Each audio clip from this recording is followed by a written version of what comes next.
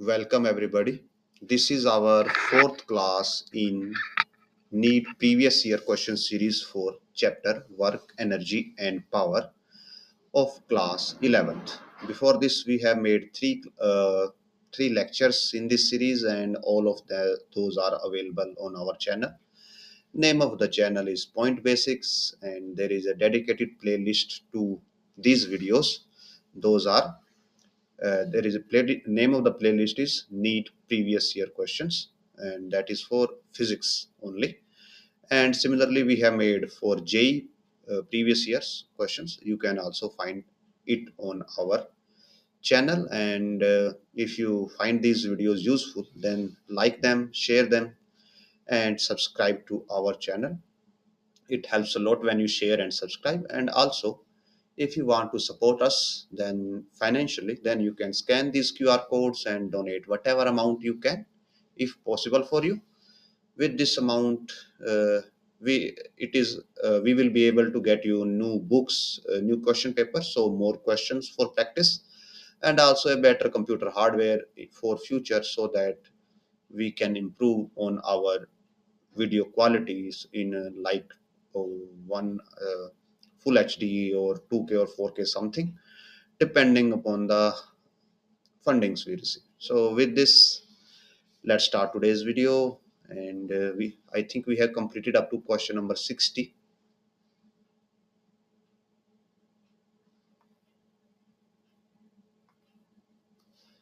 So this was question number 59.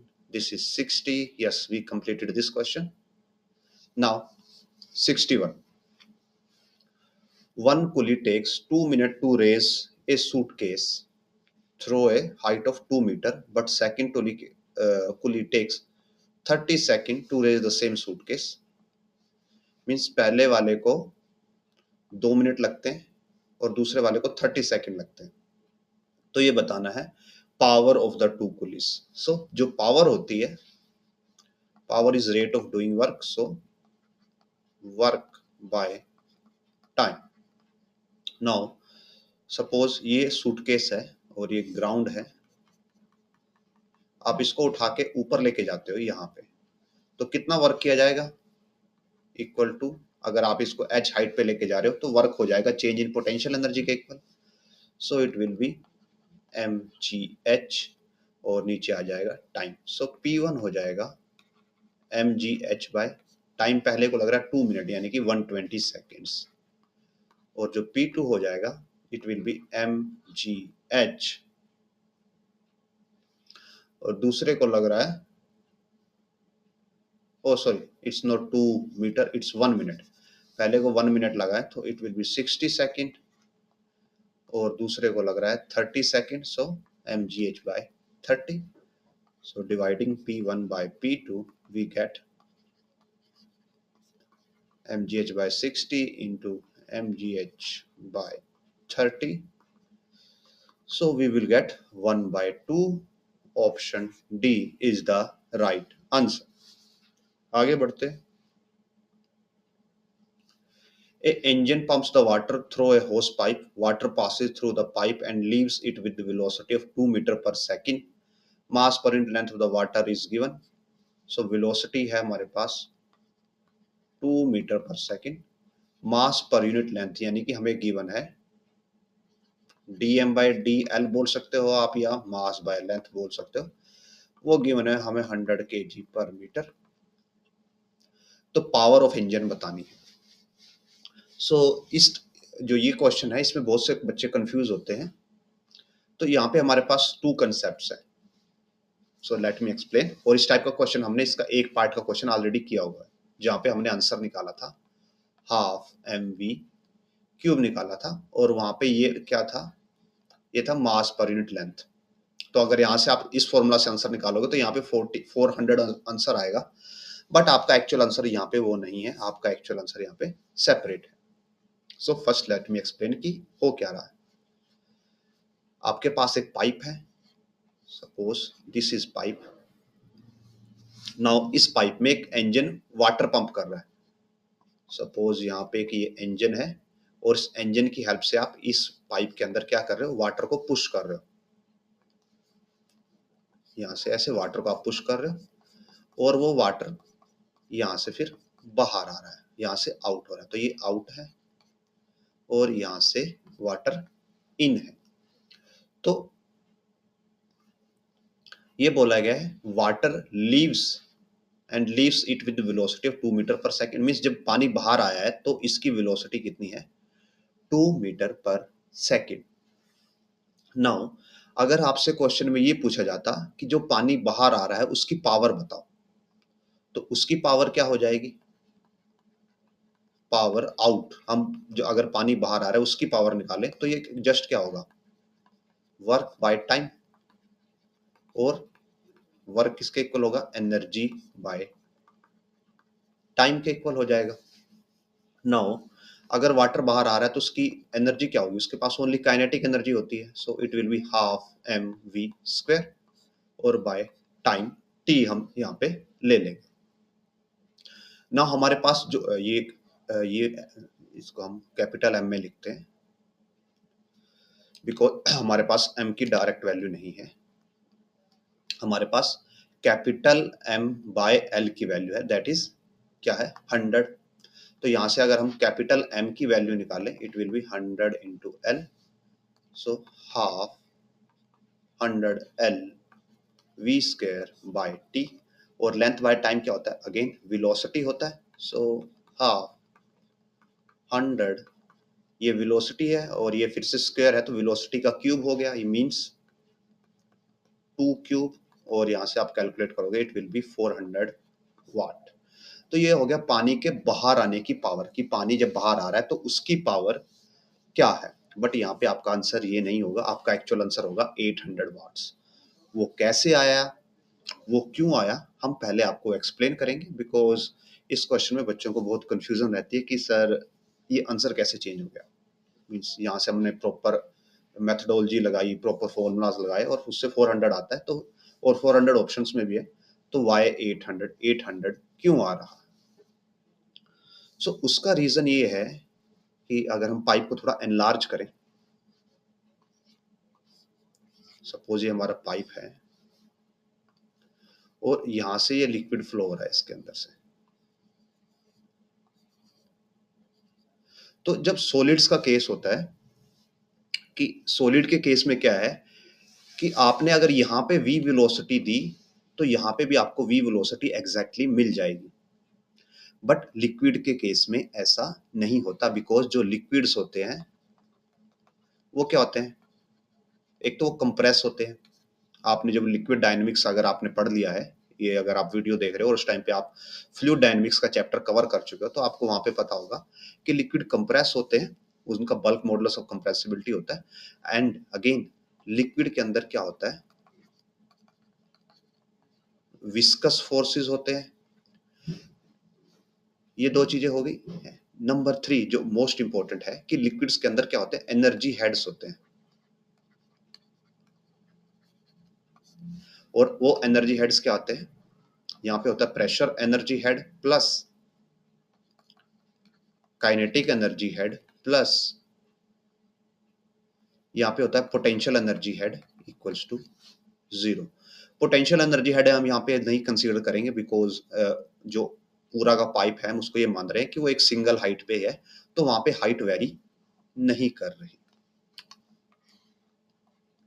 सो अगर only हम इन दो हेड्स को काउंट करें तो यहां से जब इंजन वाटर को पंप कर रहा होगा P1 plus half rho V1 square is equal to, जब यहां से वाटर बाहर आ रहा है या पाइप के अंदर कहीं पे वाटर है तो उसकी वेलोसिटी सेम ही रहेगी, v ही रहेगी, P2 plus half, sorry rho half two, यहाँ पे वेलोसिटी v है तो हम इसको v लेके ही चलेंगे। और जब पानी को आप स्टार्टिंग में पंप कर रहे हो तो उसकी जो प्रेशर होगा, सॉरी उसकी जो वेलोसिटी होगी, स्टार्टिंग में वाटर स्टिल पे है, जब वो बाहर है मींस आप सपोज कीजिए पानी को यहाँ से कहीं से उठा रहे हो with the help of engine, तो यहाँ पे जो पानी है वो स्टैंड स्टिल है, उसके पास कोई वेलोसिटी नहीं है, और जो प्रेशर है वो एटमॉस्फेरिक प्रेशर है, पी नोड है, वेलोसिटी 0 है, इक्वल्स टू हो जाता है P2 plus half rho V square, और यहाँ से आप इजिली देख सकते हो that P naught minus P two is equal to half rho V square. Means जो आपको ये प्रेशर मिला, प्रेशर का चेंज मिल रहा है, यहाँ पे जो वाटर फ्लो हो रहा है उसमें प्रेशर है, बिकॉज लिक्विड्स प्रेशर क्रिएट करते हैं, तो वो प्रेशर भी एक इतनी एनर्जी कंज्यूम कर लेता है। और जब आप यहाँ पे वैल्यूज पुट कर दोगे तो ये एग्जैक्टली आपकी काइनेटिक एनर्जी के इक्वल आ जाती है। मीन्स अगर आपकी वाटर की जो कमिंग आउट है उसकी पावर 400 वोल्ट्स है, तो सेम पावर किसके अंदर स्टोर हो गई, प्रेशर के अंदर भी उतनी ही पावर स्टोर है। और ये पावर कौन सप्लाई करेगा, इंजन सप्लाई करेगा, बिकॉज इंजन को इसकी विस्कोसिटी के अगेंस्ट भी फोर्स लगाना है, तभी लिक्विड फ्लो करेगा, और उसको प्रेशर भी प्रोवाइड करना है। तो यहाँ से आप एक इंट्यूटिव आइडिया ले सकते हो दैट वाई जो यहाँ पे हमारा आंसर है वो 400 ना आके इसका डबल आता है, 800 आता है। और हमने उसका रीजन भी आपको दे दिया कि जो लिक्विड्स है उनके अंदर प्रेशर एनर्जी होती है और वो एग्जैक्टली इस काइनेटिक एनर्जी के इक्वल हो जाती है इन सिनेरियोज में, तो इंजन को वो एनर्जी भी प्रोवाइड करनी पड़ती है। दैट्स वाई जो हमारा आंसर है वो डबल हो जाता है। तो ये तो हो गया इंट्यूटिव आइडिया। अब इसको न्यूमेरिकली कैसे सॉल्व करेंगे, तो न्यूमेरिकली सॉल्व करने के लिए लेट मी यूज कि अभी शायद आपके सिलेबस से इसको आउट कर दिया गया है, बट शायद जेई के सिलेबस में अभी भी है रॉकेट्स। तो जो रॉकेट्स होते हैं वहां पे थ्रस्ट फोर्स गिवन जाता है, जो एफ होता है, जो थ्रस्ट लग रहा है वो दिया जाता है V D M by D T से। वेलोसिटी और rate of change of mass की, मास किस रेट से चेंज हो रहा है उससे हमें थ्रस्ट फोर्स मिलता है।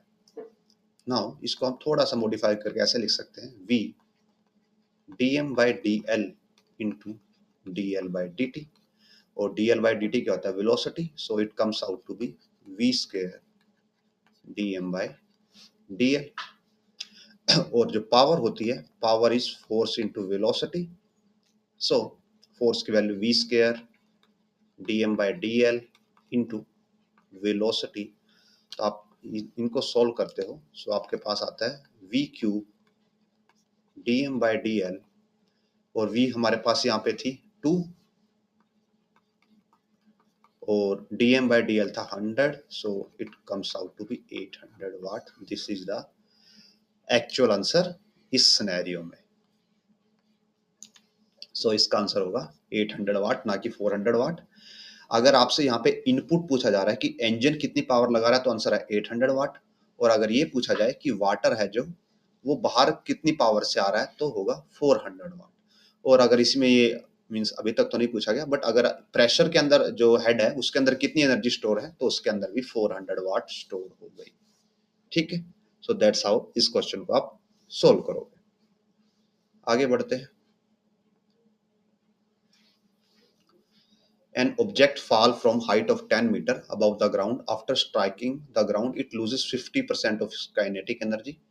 The height up to which object can rebound from the ground is.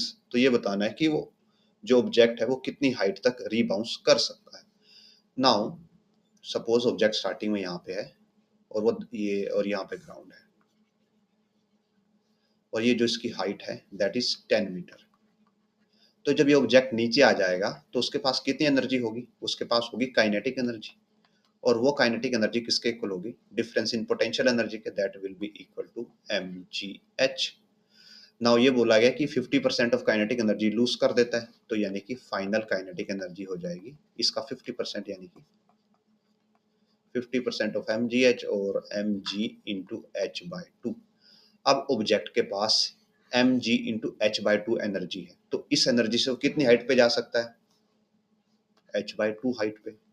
और स्टार्टिंग में h कितनी थी, 10 metre, so it will be 10 by two 5 metre. Answer will be option D कि वो h बाई टू की height पे ही जा सकता है। अगर सपोज कीजिए वो 40% लूज कर देता, तो फिर उस सिनेरियो में हमारा आंसर होता 4 बाई 10 ऑफ h, और यानी कि 4 मीटर अगर h की वैल्यू 10 पुट कर दे। Next question, two bodies x and y of same mass undergo completely inelastic collision. inelastic collision है मीन्स E की वैल्यू 0 है और बोथ क्या करेंगे, दोनों एक साथ मूव करेंगे objects. Body A moves with velocity v1 while b at rest before collision. So हमारे पास ये a ऑब्जेक्ट है, इसकी वेलोसिटी v1 है, जो b है वो रेस्ट पे है, v2 इज 0, उसका कोलिजन होता है, दोनों एक साथ चलते हैं फिर a b. The ratio of at rest before collision. The velocity of system after collision is v2. तो ये बाद में दोनों v2 वेलोसिटी से जा रहे हैं, तो हम यहाँ पे v2 यूज नहीं करेंगे, यहाँ पे हम u2 यूज कर लेंगे. वैसे इन्होंने रॉन्ग नंबर सिस्टम यूज किया. आइदर आपको अगर आप v इधर यूज कर रहे हो तो आप उधर u यूज करोगे, नॉर्मली ये होता है. सो रेशियो हमें बताना है, तो हम यहाँ पे क्या अप्लाई करते हैं, बिकॉज ये कंप्लीटली इन इलास्टिक कोलिजन है, तो हम यहाँ पे मोमेंटम कंजर्वेशन अप्लाई करते हैं. इसका मास हम m1 ले लेते हैं और इसका मास m2 ले लेते हैं, और यहाँ पे मास हो जाएगा m1 plus m2. So m1 v1 is equal to m1 plus m2 into v2. Combined velocity v2 mention है, तो यहाँ से v2 आ जाएगा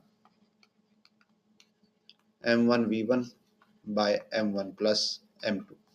Now as per statement same masses है, तो masses equal है, तो it will be m v1 by m plus m यानी कि 2m. So v1 by 2, और अगर हम रेशियो निकाले v1 by v2 का, तो it will be 2:1. Option A will be the right answer. Next question. A mass m moving horizontally along the x-axis with velocity v collides and strike to mass of 3m moving vertically upward along the y-axis with velocity 2v.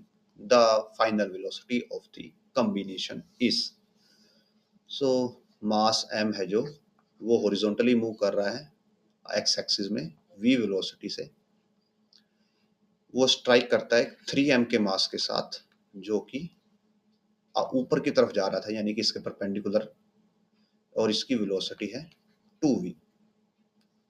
अब ये दोनों collide करने के बाद यहाँ पे पूछा गया है कि final velocity of the combination. अगर यहाँ पे कॉम्बिनेशन हो रहा है तो किस टाइप का कोलिजन है ये, E is equal to 0 inelastic collision, completely inelastic collision, तभी इनका कॉम्बिनेशन पॉसिबल हो सकता है. और उस सिनेरियो में क्या होता है कि अगेन जो मोमेंटम है वो कंजर्व रहेगा. सो मोमेंटम कंजर्व कर देते हैं हम, और ये सपोज करते हैं कि ये दोनों कंबाइन होकर किसी एक वेलोसिटी v से जा रहे हैं, उसको हम कैलकुलेट कर लेंगे. सो एम वी ये था x डायरेक्शन में, तो यहाँ पे i कंपोनेंट लगेगा, और ये y डायरेक्शन में जा रहा है तो ये इसके लिए j कंपोनेंट लगेगा. 3m 2v j equals to, दोनों का combined mass will be 4m into final velocity. So from here mvi plus 6m vj 4m v, और v की वैल्यू आ जाएगी, यहाँ से डिवाइड करेंगे तो it will B v by 4 of i, 6 by 4 is equal to 3 by 2 v of j. So option A will be the right answer. Next question की तरफ बढ़ते हैं. Body A of mass 4m moving with speed u collides with another body B of mass 2m at rest. The collision is head-on elastic in nature. Means elastic in nature है, तो E की value हमारे पास 1. सो यहाँ पे जो kinetic energy है and momentum है दोनों कंजर्व रहेंगे. सो इसका बेसिक डायग्राम बनाते हैं. 4m है, उसकी स्पीड u है, 4m ये स्पीड हमारे पास u हो गई इसके. सेकंड 2m है, वो रेस्ट पे है, सो 0, और उनका कोलिजन होता है. उसके बाद जो 4m है उसकी वेलोसिटी को हम मान लेते हैं v1, और जो 2m है 2m की वेलोसिटी को लेते हैं v2. Let me make it slightly thinner. Now because जो E है, E की वैल्यू हमारे पास 1 है, so E is equal to 1 is equal to v2 minus v1 by u, और यहाँ से लिख सकते हैं that v2 minus v1 is equal to u, and similarly हम मोमेंटम कंजर्वेशन से लिख सकते हैं that 4mu is equal to 4mv1 plus 2mv2, m से डिवाइड कर सकते हैं, so 4 of u is equal to 4 of v1 plus 2 of v2, and now what we do, हमें v1 और v2 की वैल्यूज चाहिए बिकॉज हमें fraction of change lost in kinetic energy निकालना है, तो उसके लिए हमें v1 की वैल्यू चाहिए होगी। तो हम क्या करते हैं, यहाँ से v2 की वैल्यू निकालते हैं। v2 will be u plus v1 और यहाँ पे पुट करते हैं, so 4u is equal to 4v1 plus 2u plus v1,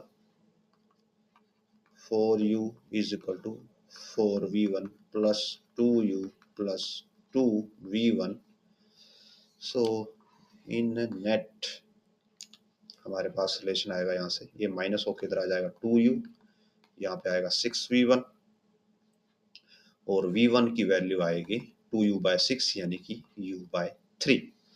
ना हमें कैलकुलेट करना है change in fraction in kinetic energy of A. तो ए की इनिशियल काइनेटिक एनर्जी थी हाफ 4mu², यानी कि 2mu² थी इनिशियल एनर्जी, और जो फाइनल एनर्जी है it is half 4m into u² by 9, so it comes out to be 2mu² by 9। तो चेंज कितना हो गया, डेल्टा के ई, फाइनल माइनस इनिशियल करेंगे तो नेगेटिव आएगा, it will B this minus this, so -8 by 9 into 2 of mu², and यहाँ से अगर हम फ्रैक्शन में चेंज निकालना चाहें सो इट विल बी डेल्टा के ई बाय के ई इक्वल्स टू -8 by 9 और magnitude wise 8 by 9। So let us compare जो हमारे आंसर्स हैं।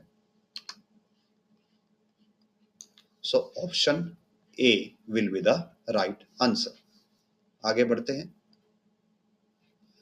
A moving block having mass m collides with another stationary block of mass 4m, so m block का मास है, उसकी velocity को हम u ले लेते हैं, और उसके बाद 4m का ब्लॉक है, उसकी वेलोसिटी 0 है। The lighter block comes to rest after collision when the initial velocity of the lighter block is v, so v mention है तो let us take it as v। The value of coefficient of restitution will be, तो after collision जो small block है उसकी velocity हो जाती है 0, और जो बिगर ब्लॉक है उसके पास कोई वेलोसिटी होगी, सपोज हम उसको बोल देते हैं u। तो अगर मोमेंटम कंजर्व करें तो what we get, mv is equal to 4mu, और यहाँ से u की वैल्यू आ जाती है v by 4, और अगर e कैलकुलेट करें तो e will be u -0 by v -0, so u is v by 4, -0 is v by 4, and this will be v, it will be 1 by 4 or 0.25। Option B is the right answer. आगे बढ़ते हैं। Two identical balls of mass a and b having velocities, so velocity of a 0.5 metre पर second है, velocity of B -0.3 metre पर second है, दोनों का mass equal है।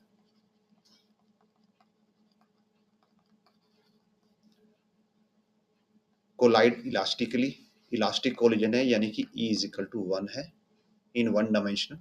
तो वेलोसिटी ऑफ बी एंड ए बतानी है। तो अगर आपके पास इक्वल मास है और इलास्टिक कोलिजन है, कंप्लीटली इलास्टिक कोलिजन है, तो वेलोसिटीज क्या हो जाती है, इंटरचेंज हो जाती है। तो इस सिनेरियो में ए की वेलोसिटी हो जाएगी -0.3 मीटर पर सेकेंड, और b की वेलोसिटी हो जाएगी 0.5 मीटर पर सेकंड। और जो यहाँ पे पूछा गया कि हमें पहले b की बतानी है फिर a की बतानी है, तो b की हो जाएगी 0.5 और a की हो जाएगी -0.3। So 0.5 and -0.3। So as per options यहाँ पे कोई भी ऑप्शन राइट नहीं होगा, बिकॉज जो ऑप्शन बी है उसमें बी की वेलोसिटी 0.5 ओके है, बट ए की वेलोसिटी रॉन्ग है, और ऑप्शन ए में यहाँ पे इसका आगे नेगेटिव साइन आ गया, जो नेगेटिव साइन इधर आना चाहिए। सो अगर यहाँ पे नेगेटिव साइन होता तो this should be the right answer. आगे बढ़ते हैं। A bullet of mass 10 gram moving horizontally with velocity 400 meter per second strikes a wooden block of mass 2 kg, which is suspended by a light extensible string of length 5 meter. As a result, center of the gravity of the block is found to rise by a vertical distance of 10 centimeter. Speed of the bullet after it emerges out horizontally from the block will be। तो यहाँ पे अगर आप concept समझे कि आपके पास एक bullet थी, उस बुलेट को आपने फायर किया किस वेलोसिटी से, 400 मीटर पर सेकंड से, 10 ग्राम उसका मास था। वो एक ब्लॉक के अंदर जाती है, इसके अंदर एम्बेड होती है, इसको कुछ मोमेंटम देती है, ट्रांसफर करती है, और उसके बाद ये बुलेट यहाँ से बाहर आ जाती है। तो इस क्वेश्चन में बिकॉज दोनों सिस्टम क्या हो गए, इंडिपेंडेंटली अलग अलग हो गए, और यहाँ पे एक टाइप का कोलिजन हो रहा है।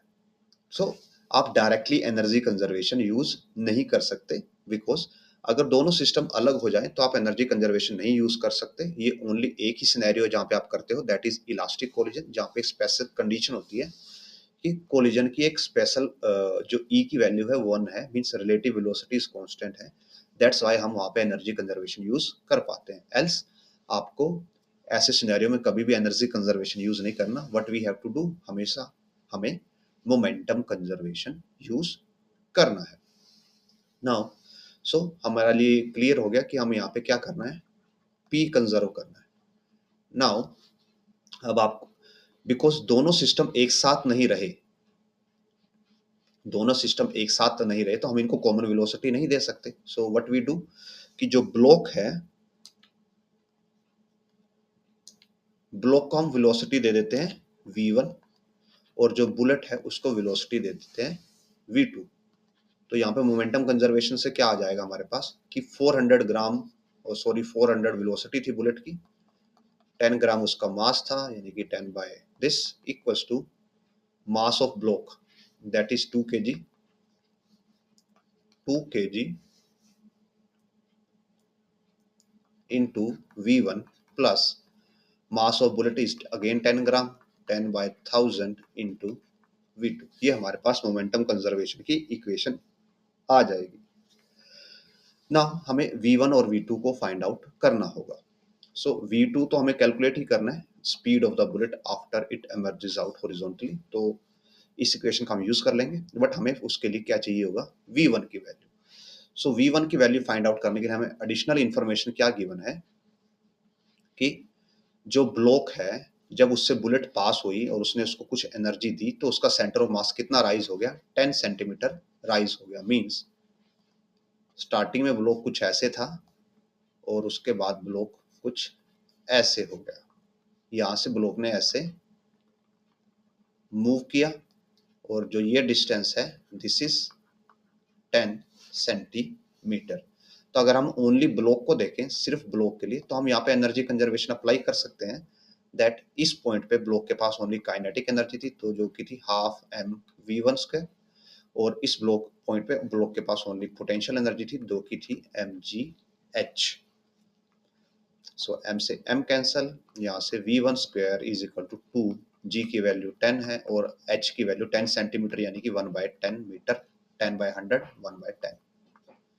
सो v1 स्क्वायर इज √2 और v1 की वैल्यू आ जाती है √2 मीटर पर second.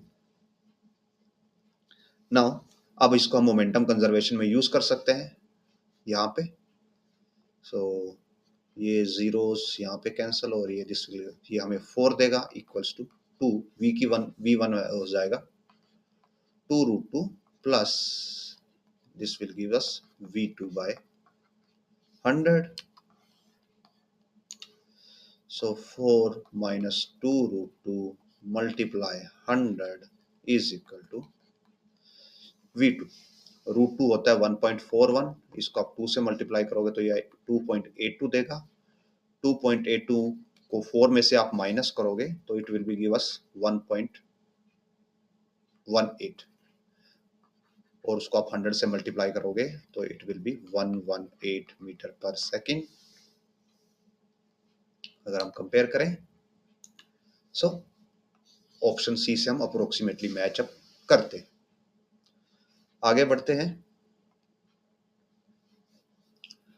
On a frictionless surface, a block of mass m moving at speed v collides elastically with another block of same mass which is initially at rest. After collision, the first block moves at angle theta with the initial direction and has speed v by 3. Second block की speed बतानी है। So, first block ये mass m है, उसकी velocity v है। Second block मास m है, velocity 0 है।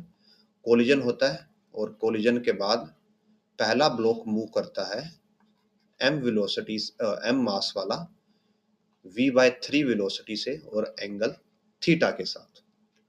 तो जो सेकंड ब्लॉक है हमें उसकी वेलोसिटी को फाइंड आउट करना है।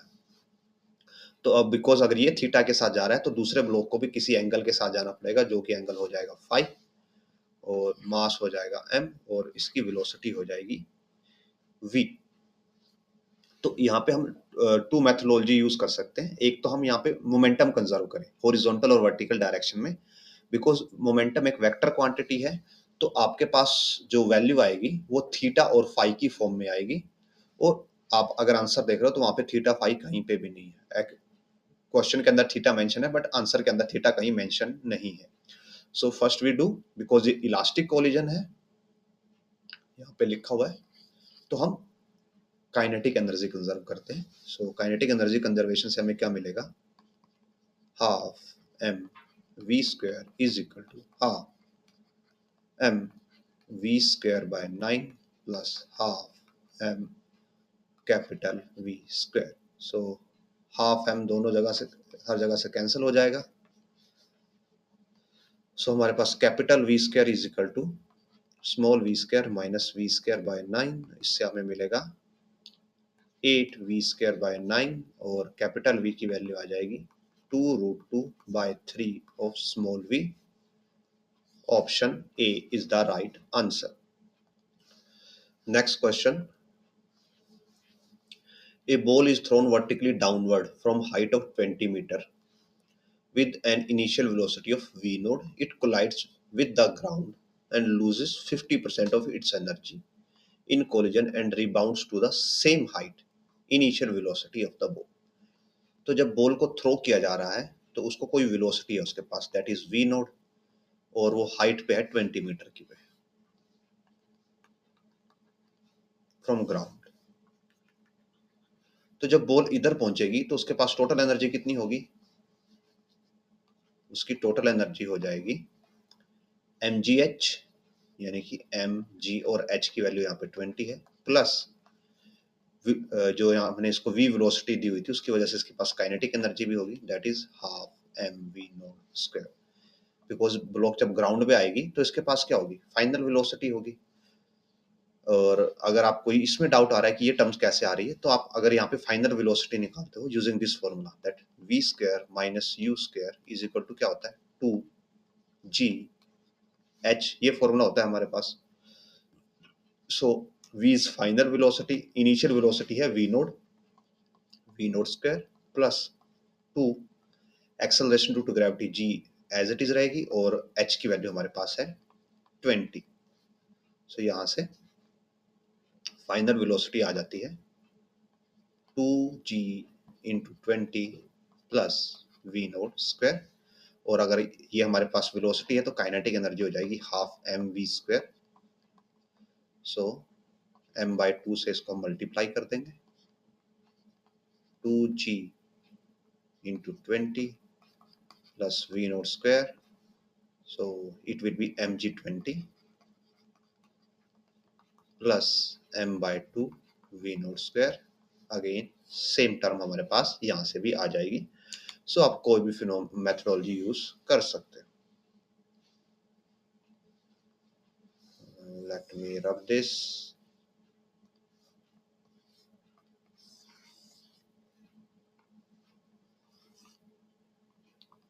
सो नाउ आगे बढ़ते हैं. कोलिजन होने के बाद 50% एनर्जी का लॉस हो जाता है, तो यानी कि एनर्जी बचती है इसका हाफ.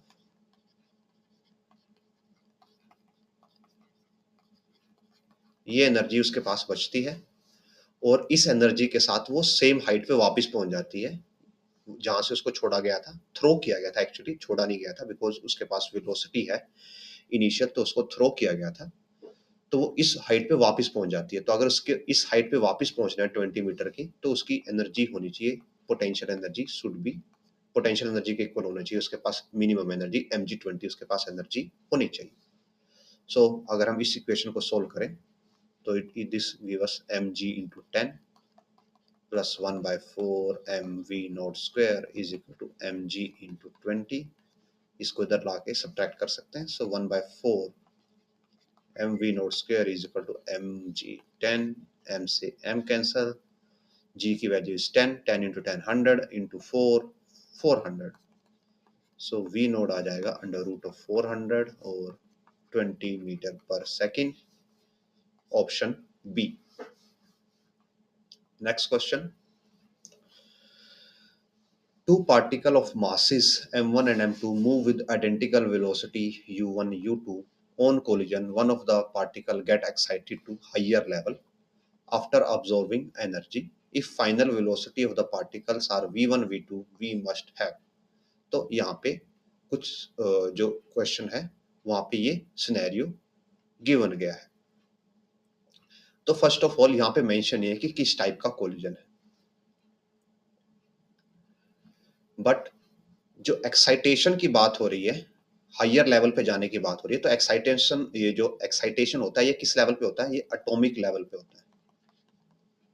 और अगर आप एटॉमिक लेवल की बात कर रहे हो तो वहां पे सभी कोलिजन्स क्या होते हैं? इलास्टिक होते हैं. सो इलास्टिक कोलिजन में व्हाट क्या हमारे पास क्या रहता है? काइनेटिक एनर्जी कंजर्व रहती है. सो half m u1 square plus half m 2 u2 square, ये होगी हमारी इनिशियल काइनेटिक एनर्जी. ये किसके इक्वल होनी चाहिए? फाइनल एनर्जी के इक्वल होनी चाहिए.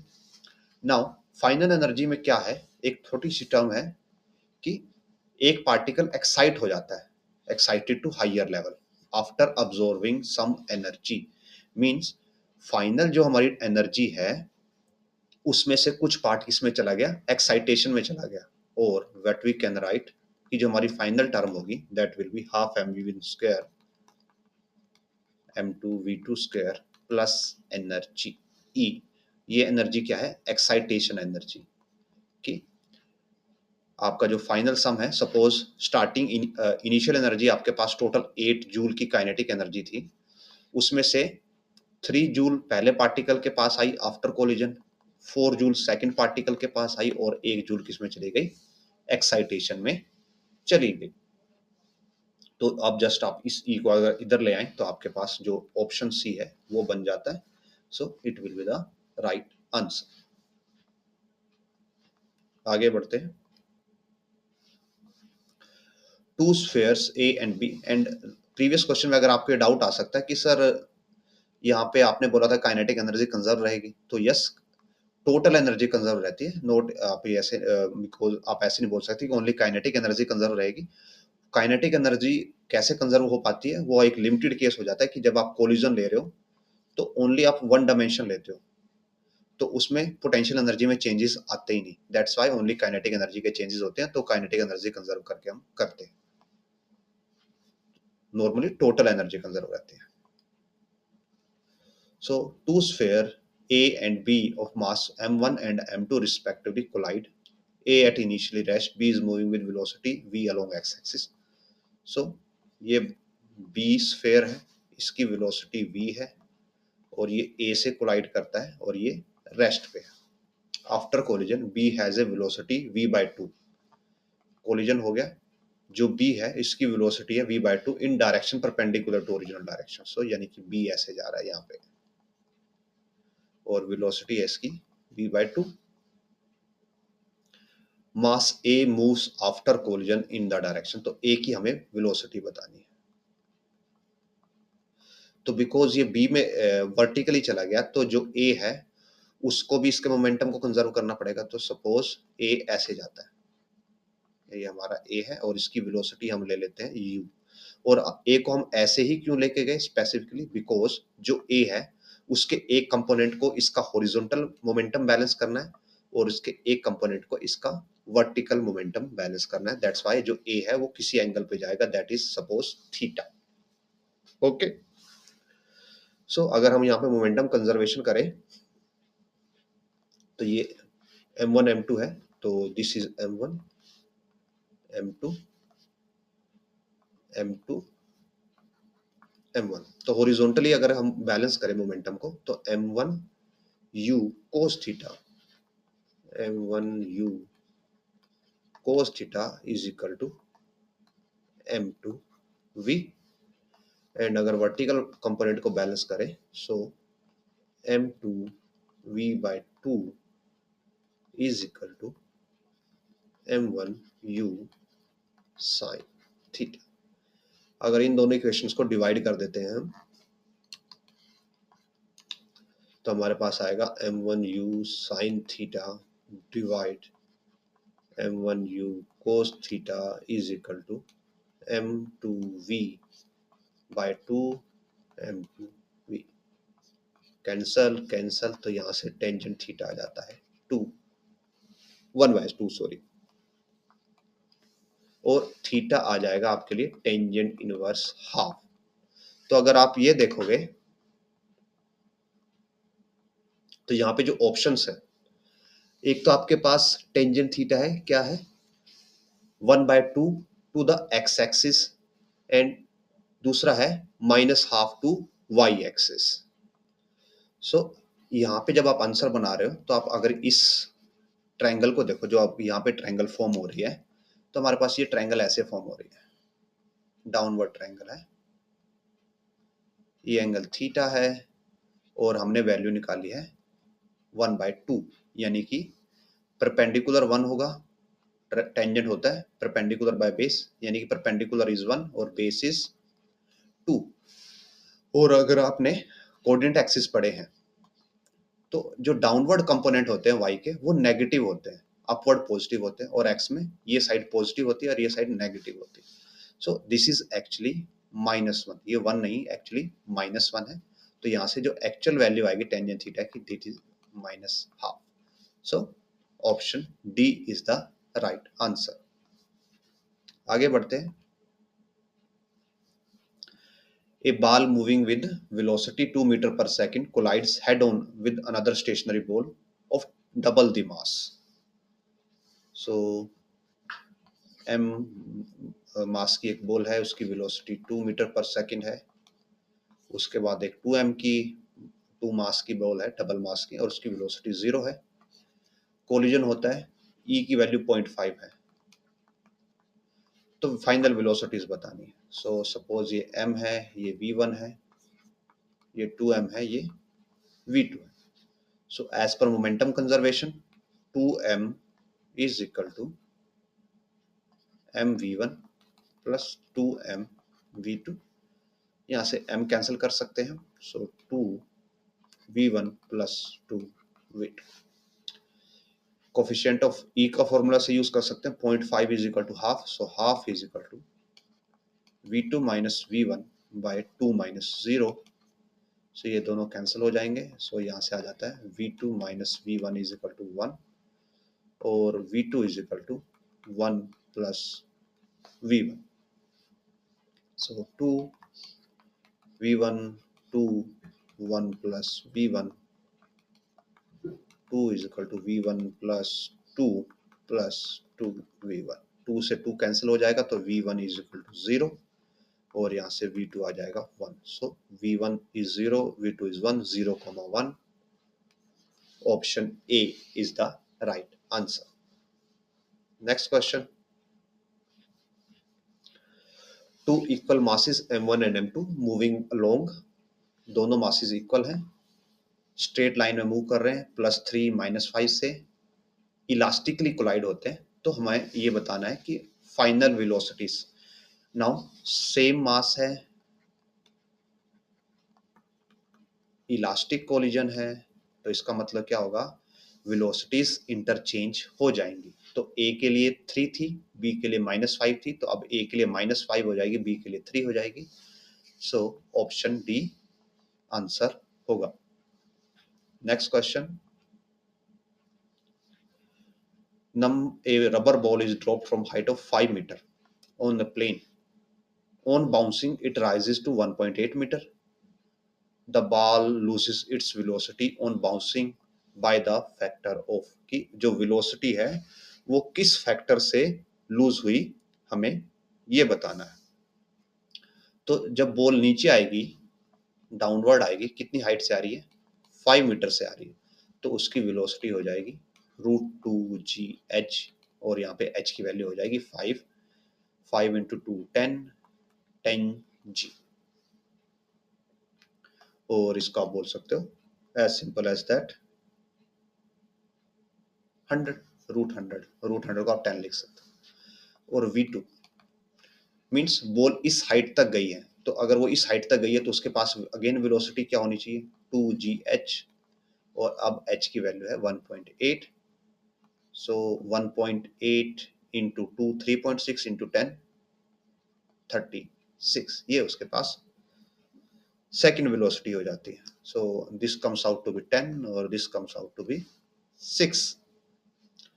सो चेंज इन वेलोसिटी क्या हो जाएगा, v2 - v1 इक्वल्स टू हो जाएगा 6 - 10 4, और आप इसको -4 लिख सकते हो. और यहाँ पे बाउंसिंग फैक्टर से निकालना है कि किस फैक्टर से चेंज हुआ, तो इसको हम क्या करेंगे, v2 - v1 divide by v1 करेंगे. सो it will B -4/10, because initial velocity 10 थी, so it comes out to be 4/10 -2/5. Option B, यहाँ पे ओनली मैग्नीट्यूड की बात हो रही. Next question. A metal ball of mass 2 kg moving with speed of 36 km/h has an head-on collision with stationary ball of mass 3 kg. So 2 kg की ball है, 36 km/h यानी कि 10 मीटर/सेकंड. हाउ, 5/18 से. सो 10 metre per second की वेलोसिटी, ये km/h में थी.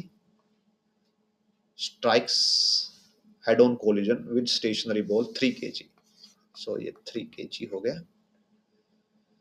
After collision both move as a single mass, तो लॉस ऑफ काइनेटिक एनर्जी बताना है. तो कोलिजन के बाद दोनों एक साथ मूव करते हैं, यानी कि 5 kg हो जाता है कंबाइंड मास, और वेलोसिटी हो जाती है v. तो मोमेंटम अगर कंजर्व करें, बिकॉज ये तो रेस्ट पे है, तो इसके लिए वेलोसिटी 0 है. सो 2 × 10 = 5v, और v की वैल्यू आ जाती है 4 मीटर/सेकंड. काइनेटिक एनर्जी का लॉस हो जाएगा हाफ. स्टार्टिंग काइनेटिक एनर्जी हो जाएगी 2 × 10 × 10. फाइनल काइनेटिक एनर्जी हो जाएगी 5 × 4 × 4. सो 200 - 1040 = 60 जूल. Option D. आगे बढ़ते हैं. A moving body of mass m, velocity 3 km/h, collides with body at rest of mass 2m. Sticks to it. Now combined mass starts to move. What will be the combined velocity? Combined velocity बतानी है.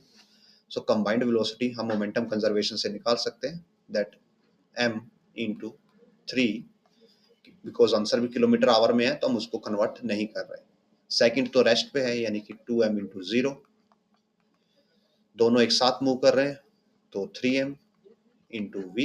सो 3m = 3mv. v = 1 km/h. Option सी.